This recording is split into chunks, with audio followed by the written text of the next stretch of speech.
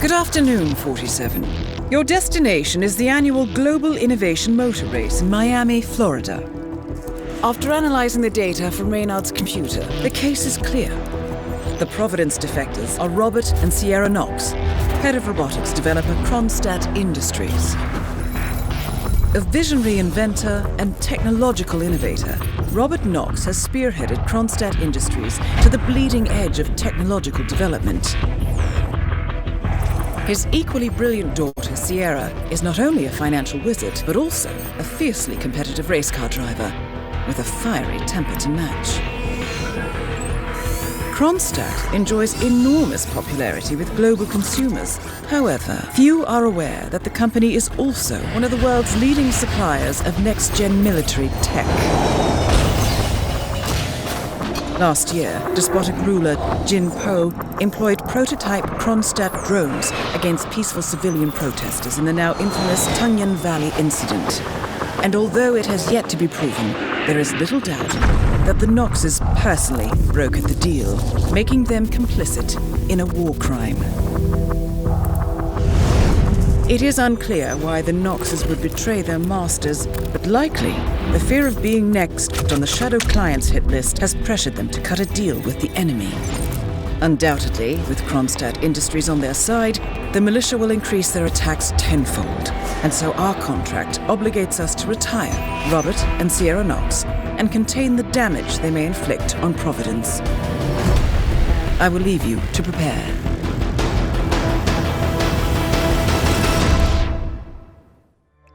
Good morning, 47. Our Providence contact has shared the identity of the Shadow Client, a former mercenary and bodyguard by the name of Lucas Gray. His past is a black void, but our analysts are digging deep. Meanwhile, we've had a breakthrough of our own. Comparing the militia's attack patterns with global shipping and transportation routes, we've figured out how Mr. Gray and his paramilitaries move around the world undetected. They're using the distribution network of the Delgado cartel, Colombia's biggest drug manufacturer. Clearly, Gray must have struck a deal with the Delgados. Consequently, if we can cripple the cartel, we can severely limit the militia's strike range. But to do so, we need to slay a three-headed serpent. Sociopathic cartel head Rico Delgado and his two closest lieutenants, PR guru Andrea Martinez and savant chemist Jorge Franco. With equal parts guts and guile, Rico Delgado runs a thriving billion-dollar criminal empire. The word is, the brutal and volatile cartel head is hell-bent on becoming the #1 drug lord in the world.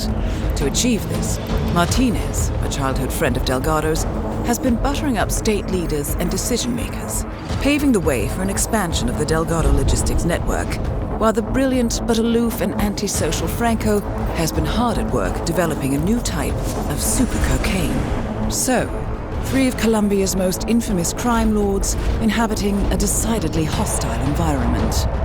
I will leave you to prepare.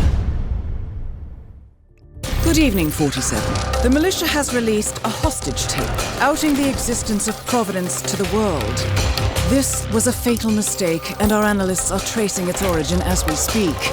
In the meantime, we have a lead on Lucas Gray's top lieutenant. Turns out the Delgado cartel's counterfeiting unit was creating fake IDs for the militia, and one operative in particular stands out, Wazir Kale, an infamous South China Sea pirate better known by his nom de guerre, the Maelstrom.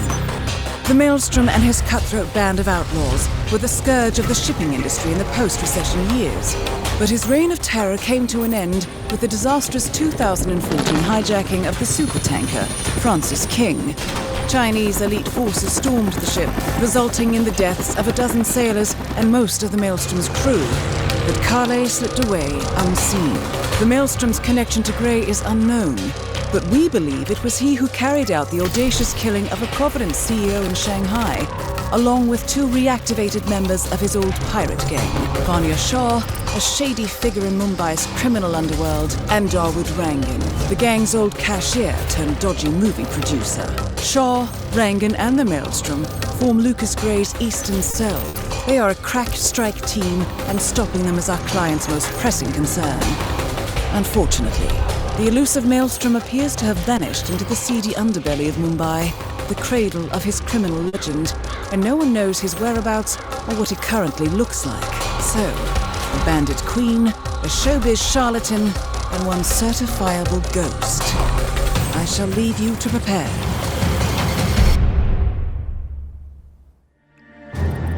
Gentlemen, let's go over the plan. The first constant is none other than Janus, the legendary Cold War spy master.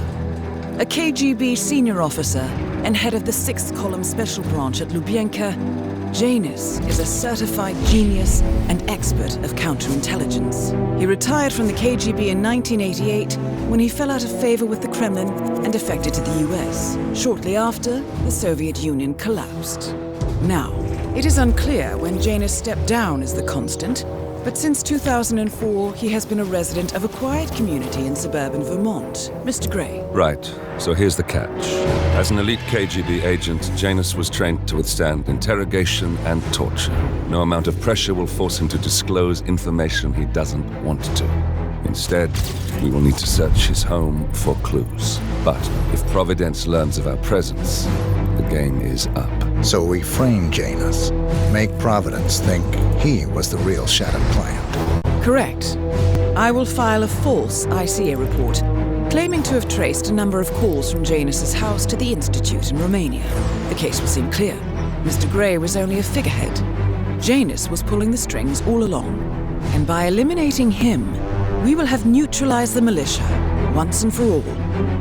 However, for this subterfuge to work, you'll also need to deal with Janus's security detail. A Providence herald and former Secret Service agent by the name of Nolan Cassidy. Intel describes him as diligent and inquisitive, and we cannot risk that he contradicts our story to his employer. Seems workable. I certainly hope so. Everything depends on this next move, 47. You made this our fight. Now let's even the playing field.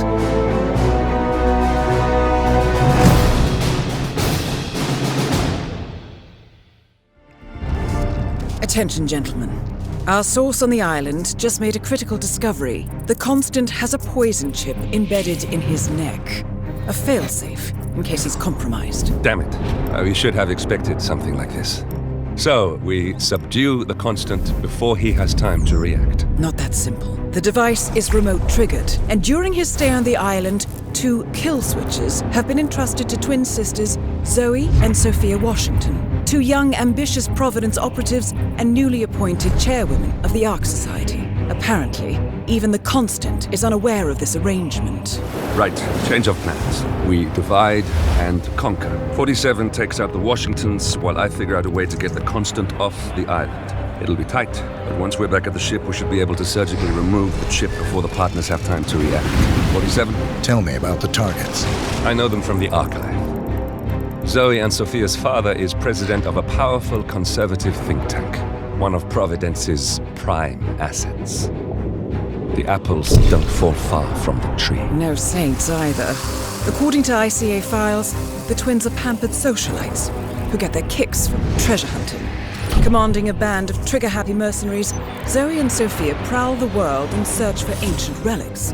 With little regard for local culture or even human life, they stop at nothing to claim their prize. Well, collateral damage they may be, but safe to say, they have it coming.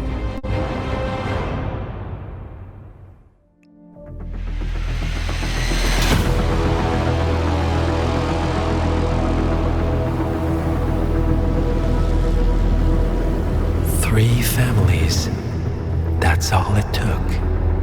The Ingrams, the Carlyles, the Stuyvesants. Tell us everything about them.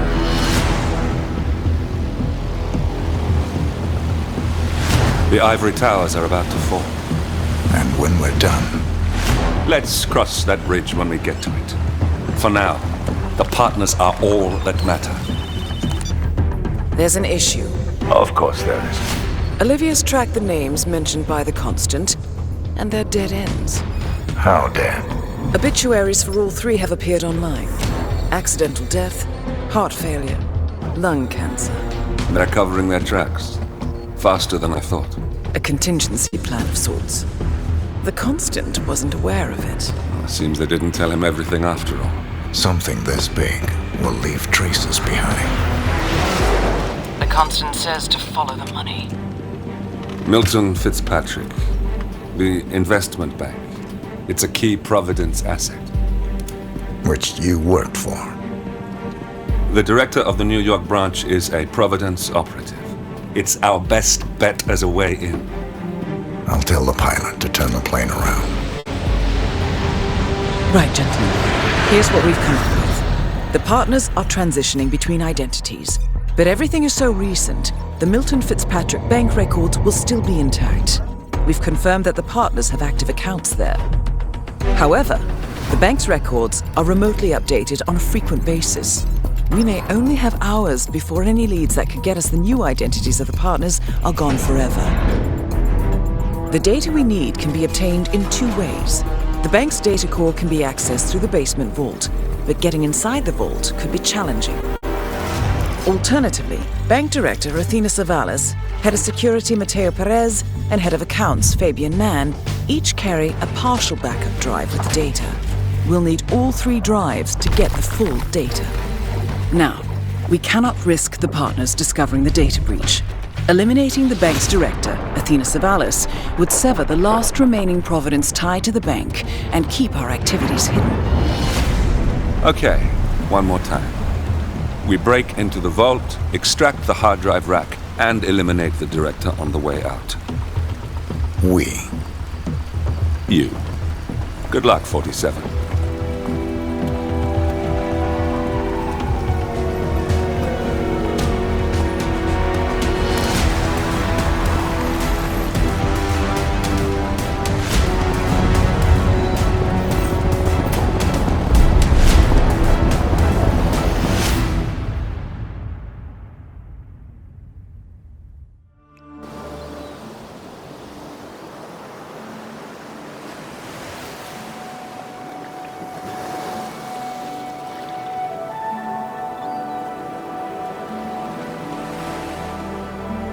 So, this is paradise.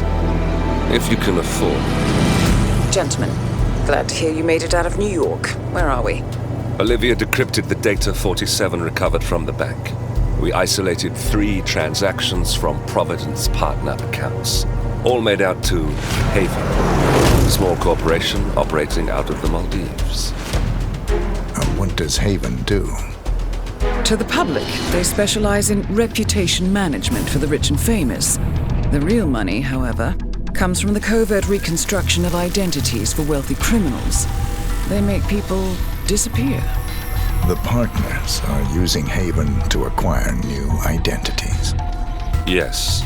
Olivia's been attempting to hack the Haven servers, but the owners of Haven are manually resetting the access keys every 10 hours. That, unfortunately, makes them targets.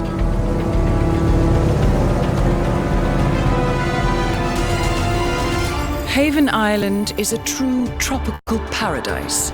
Owned by the company's founder, Tyson Williams, the island is used by Haven as a combined headquarters and client entertainment center.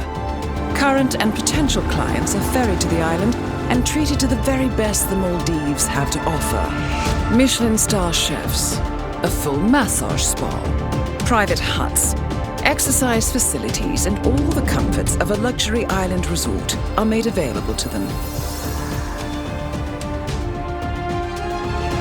47. We'll be sending you in as a potential new client.